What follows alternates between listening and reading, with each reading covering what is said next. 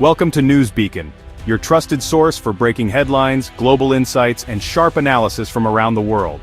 If you're new here, don't forget to hit that subscribe button and turn on notifications so you never miss an update. On August 19, 2025, Canada stunned the US by halting all lumber exports, effective immediately. The announcement sent shockwaves through both countries, as few had anticipated such a bold and sudden move from America's largest lumber supplier. This wasn't a tariff or a slowdown, it was a total shutdown of the softwood lumber pipeline that frames millions of American homes. Overnight, the flow of Canadian timber, vital for everything from new housing to renovations, came to a grinding halt. The move was a direct response to escalating U.S. protectionism under the Trump administration. Tensions had been simmering for months, but few expected Canada to take such a decisive step. Canadian officials said they had no choice, citing relentless tariffs and trade investigations from Washington. They argued that years of negotiations had led nowhere, and that drastic action was now necessary to defend their industry. At border crossings, trucks loaded with spruce, pine, and fir were turned away, leaving supply chains in chaos. Drivers, suppliers, and buyers alike were left scrambling for answers as shipments were abruptly halted. U.S. home builders and retailers like Home Depot scrambled to assess the fallout as their business models depended on steady Canadian wood. Many feared project delays, cost overruns, and a scramble for alternative suppliers. The halt triggered an instant supply crisis, threatening to paralyze the American construction industry. Projects across the country faced uncertainty, with some sites grinding to a standstill within days. This wasn't just another round in a long-standing trade dispute, it was a dramatic escalation. The stakes had never been higher for both economies, and the world watched as the conflict intensified. Earlier, President Trump had floated a 25% tariff on Canadian lumber, part of a broader 10% tariff on most U.S. trading partners. The administration's hardline stance had already rattled markets and strained diplomatic ties. For Canada, whose economy is deeply tied to the U.S., this was the breaking point.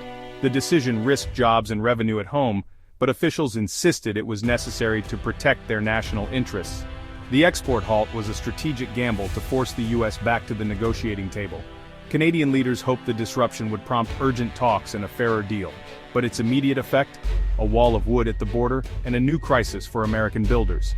The ripple effects were felt in every corner of the industry, from small contractors to major developers. The shockwaves were just beginning, and the future of North American construction and trade hung in the balance. The U.S. simply can't build enough homes without Canadian lumber. This reliance has grown over the years, becoming a cornerstone of the American construction industry. For decades, Canada has supplied over a quarter of America's lumber, especially the dense, slow-grown wood ideal for framing. This wood is prized for its strength and durability. U.S. sawmills can't ramp up production overnight. Environmental rules, labor shortages, and limited capacity make it impossible. These challenges have persisted for years, creating a bottleneck in domestic production. The entire system was built on a steady flow from the north. Without it, the construction industry faces significant delays and increased costs. The American dream, single-family homes, literally depends on Canadian wood. This dependency is deeply ingrained in the housing market. When supply shrinks, home prices jump, pricing out hundreds of thousands of buyers. The ripple effect is felt across the entire economy. The halt isn't just a price hike, it's a threat to the core material needed for new homes. Builders are left scrambling for alternatives. Most Americans never think about where their lumber comes from, but this crisis exposes a deep vulnerability. The supply chain is more fragile than many realize. With the softwood lumber agreement expired, the industry is exposed to political conflict. Trade disputes add another layer of uncertainty. A decision in Ottawa now ripples to Phoenix, Atlanta, and Dallas, raising costs and stalling dreams. The impact is widespread and immediate. The foundation of the U.S. housing market is in many ways Canadian. This interdependence is crucial for understanding the current crisis, and now, that foundation is cracking. The future of affordable housing hangs in the balance. President Trump's response was immediate and explosive. He blasted Canada on social media, calling the halt economic aggression and vowing swift retaliation. Within hours, the administration expanded tariffs on Canadian goods, targeting everything from auto parts to agriculture. Trump claimed the U.S. didn't need Canadian lumber, but industry experts quickly called this fantasy. The new tariffs escalated the trade war, with Ottawa vowing to stand firm. Home builders, manufacturers, and farmers, caught in the crossfire, grew anxious as costs soared. The president's hardline stance played well with his base but deepened the crisis for American businesses. Instead of solving the lumber shortage, the retaliation threatened a broader economic conflict. The standoff hardened, with no off-ramp in sight. The fury in Washington only made the crisis worse. The lumber crisis is just one front in a global trade war. Trump's tariffs on China, India, Brazil, and others have driven up costs for everything from steel beams to appliances. American builders now pay more for every material: flooring, fixtures, nails, and screws. These tariffs are passed down the line, inflating the price of every new home. Retaliation from other countries like China halting U.S. lumber imports has destabilized American producers. Builders face budget chaos as tariffs create sudden, massive price shocks. Some projects are delayed or canceled outright. The inflationary pressure is relentless, squeezing profit margins and pushing costs onto buyers. Even as U.S. builders need more wood, some American producers lose export markets. The result, a tangled web of higher costs, lost jobs, and a construction industry in turmoil. The simple goal of protecting American industry has backfired, making homes harder to build and afford. The trade war's true cost is measured in unfinished homes and rising prices. The fallout is immediate. Home prices are soaring and construction is stalling. The Canadian lumber halt alone adds tens of thousands to the cost of a new home. Projects that made sense weeks ago are now on hold or canceled. Builders can't get lumber, or it's so expensive that profits vanish. Delays mean half-finished homes sit exposed, risking further damage and cost. Small builders are hit hardest, lacking the resources to weather the storm. The housing affordability crisis is now critical, with inflation and consumer anxiety rising. Families saving for a down payment find themselves priced out overnight. Fewer new homes mean tighter supply and even higher prices for existing homes. First-time buyers are squeezed out, widening the gap between the housing haves and have-nots.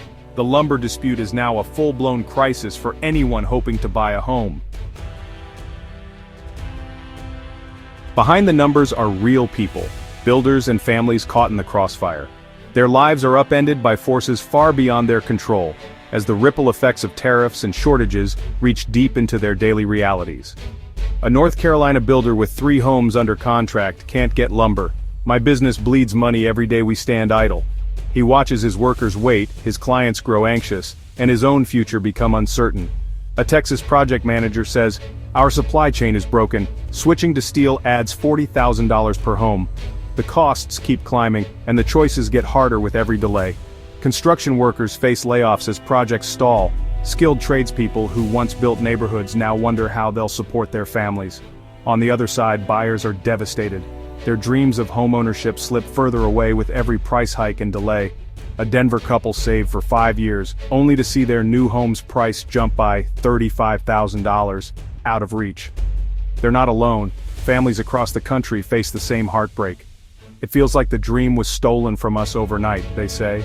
The sense of loss is overwhelming and hope is hard to hold on to. Families walk away from deposits, forced to keep renting as rents rise. The security they worked for slips away, replaced by uncertainty. A single mother in Florida, after years of saving, is priced out. Who are these tariffs helping? Not people like me. She wonders if she'll ever have a place to call her own. The emotional toll is immense. Dreams deferred, plans abandoned. The stress and disappointment touch every part of their lives. Builders, buyers, and workers all feel the pain. Communities that once thrived now face uncertainty and frustration. The trade war's human cost is measured in lost homes, lost jobs, and lost hope. The impact is visible on every empty lot and unfinished home. The crisis is no longer abstract, it's personal. Every face tells a story of struggle and resilience. Every stalled project and broken contract tells a story of frustration and loss. The consequences ripple through families, businesses, and entire neighborhoods. The question echoes, who is this trade war really helping? For those on the ground, the answer seems more distant with each passing day. For many, the answer is painfully clear. The cost is paid by ordinary people whose dreams are put on hold and whose futures are left uncertain. The lumber dispute's impact ripples far beyond construction. Lumber yards, electricians, plumbers, and landscapers all lose business as building slows. Retailers like Home Depot and Lowe's face shortages and falling sales, not just in lumber but in everything from deck screws to patio furniture. Manufacturers and farmers are hit by new tariffs and lost export markets. An auto parts maker in Michigan faces higher costs. A Wisconsin dairy farmer loses Canadian buyers. Local economies suffer as workers have less to spend at restaurants and shops. New housing developments generate jobs and tax revenue. When they stall, communities feel the pinch.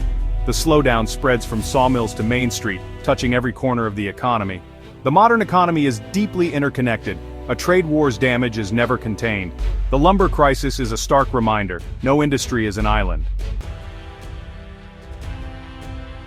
The trade war is now a legal and political battle. The Trump administration justifies tariffs under emergency powers, but critics say this stretches the law. Courts are weighing challenges, creating uncertainty for businesses. New investigations threaten even more tariffs on critical imports. In Congress, a bipartisan group tries to block tariffs on Canada but faces an uphill fight. The political divide is sharp. Everyone wants fair trade, but not everyone agrees on the approach. Tariffs and their impact on living costs are now central campaign issues. Businesses and consumers are left in limbo, unsure what rules will apply next. The path forward is risky. A court ruling could upend tariffs overnight, or political compromise could remain elusive. For now, the administration doubles down, with the economy's stability hanging in the balance. If the dispute drags on, the consequences could reshape America for years. Chronic lumber shortages would shrink the home building industry, focusing only on luxury homes. Starter and mid-range homes would vanish, locking out first-time buyers and deepening inequality. Builders might shift to steel or concrete, but retraining workers and updating codes would take years. The housing crisis of 2025 could become the new normal. The US-Canada relationship, one of the world's most successful partnerships, could be permanently damaged. Broken supply chains would make both countries poorer and less competitive. The real cost isn't just in unbuilt homes, but in lost opportunity and eroded social mobility. Young families would delay milestones, pass on less wealth, and feel increasingly left behind. The lumber standoff is a test of leadership and diplomacy. Without a solution, the wounds will last for a generation.